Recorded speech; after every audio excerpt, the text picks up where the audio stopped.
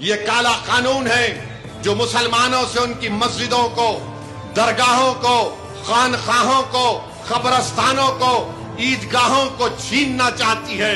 یہ قانون اس لیے لایا گیا تاکہ مستقبل میں کوئی بھی وقف نہ کر سکے۔ یہ قانون اس لیے لایا گیا تاکہ مسلمانوں کو ان کی عبادت گاہوں سے دور کر دیا جائے۔ اس میں کسی بھی طریقے سے وقف کو بچانے کا کوئی قانون نہیں ہے۔ جو حالیہ دنوں میں مرکزی حکومت نے رولز بنائے، یہ بڑا انکنسسٹنٹ اور غیر واجبی کام نریندر مودی کی حکومت نے کیا کہ جب معاملہ سپریم کورٹ میں جا چکا ہے، ریزرو فار انٹریم آرڈرز ہے، کم سے کم رک جاتے اخلاقی طور پر، مگر آپ نے ایک رول بنایا، اور رول 6(1) رول 10(1) کیا کہتا ہے کہ آپ کو 3 مہینے کے اندر وقف رجسٹر میں جانا پڑے گا۔ یہ سب سے بڑا پرابلم متولیوں کو ہوگا۔ رول 10(2) یہ بولتا ہے کہ ڈاکیومنٹیشن، وقف ڈیڈز، یہ سب چیزوں کو آپ کو ریکارڈ میں دینا پڑے گا۔ نان کمپلائنس میں کیا ہوگا؟ رول 7 سب سے خطرناک رول 7 ہے۔ 3C ایک سیکشن ہے اس قانون میں جو کہتا ہے کہ اگر گورنمنٹ میں وقف بورڈ میں قبضہ ہوگا تو گورنمنٹ ایک سینئر آفیسر کو یہ بولے گی کہ آپ طے کرو یہ جائیداد وقف کی ہے یا گورنمنٹ کی ہے۔ اب آپ بتائیے، محلے میں اگر کوئی لڑ لیتے، آپ مولانا کے پاس چلے گئے، مولانا بولتے ٹھیک ہے میں تم دونوں کے درمیان میں فیصلہ کروں گا، یعنی اور لوگ بیٹھ جائیں گے، مگر وہ مولانا کا تعلق یا اس بڑے کا تعلق اس دونوں لڑنے والوں سے نہیں ہوتا، نہ ان کے دوست ہوتے نہ رشتہ دار ہوتے، کیونکہ ان کو آزادانہ طور پر اپنا فیصلہ کرنا پڑے گا۔ قانون میں اس کو پرنسپلز آف نیچرل جسٹس بولتے۔ حکومت بول رہی کہ جھگڑا ہمارا تمہارا ہوگا، ہمارا آفیسر ہوگا۔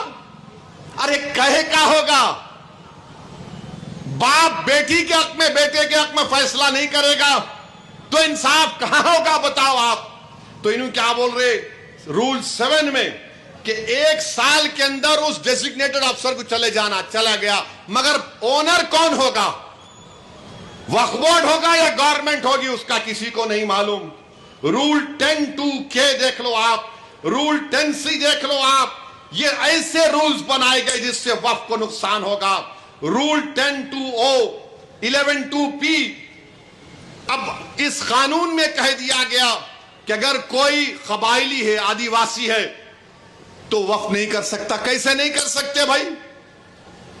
بھارت کے سمویدھان میں کوئی بھی آدیواسی مسلمان ہو سکتا ہے۔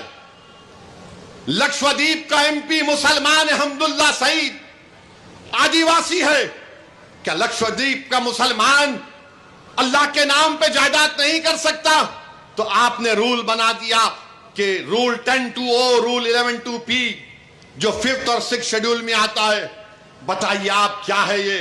پھر رول 6(1) ریٹروسپیکٹیو، یعنی پہلے کیا ہوا تھا۔ یعنی یہ سب ایسے رولز بنائے جا رہے ہیں جس سے وقف بورڈ کا نقصان کرانا چاہتے ہیں۔ اسی لیے ہم کو اپنے احتجاج کو کامیاب کرنا ہے۔ اور یاد رکھیے، BJP RSS کے پاس ایک لسٹ ہے جو کہتے ہیں کہ تاریخ کے کسی وقت میں مسجد نہیں تھی۔ یہ کون طے کرے گا اس طرح کا کالا قانون بننے کے بعد؟ کلیکٹر کو، ڈیزگنیٹڈ آفیسر کو اتنے پاورز دے دیے گئے رول 3C میں، اور پھر ہم سے کہا جا رہا ہے کہ آپ کو ڈاکیومنٹ لانا پڑے گا۔ ارے اگر 500 سال 600 سال پرانی مسجد ہوگی، کہاں سے ڈاکیومنٹ ملے گا بتاؤ؟ بلکہ مسجد ہو، مندر ہو، کہاں سے ڈاکیومنٹ آئے گا 600 سال پرانا؟ کہاں سے آئے گا ڈاکیومنٹ؟ مگر مودی بول رہے نہیں، ڈاکیومنٹ دکھانا پڑے گا۔ ارے وقف با یوزر کو تم نے نکال دیا۔ بابری مسجد، رام مندر کے کیس میں سپریم کورٹ نے کہا تھا کہ وقف با یوزر کا تعلق بھارت کے آئین کے بیسک سٹرکچر سے ہے۔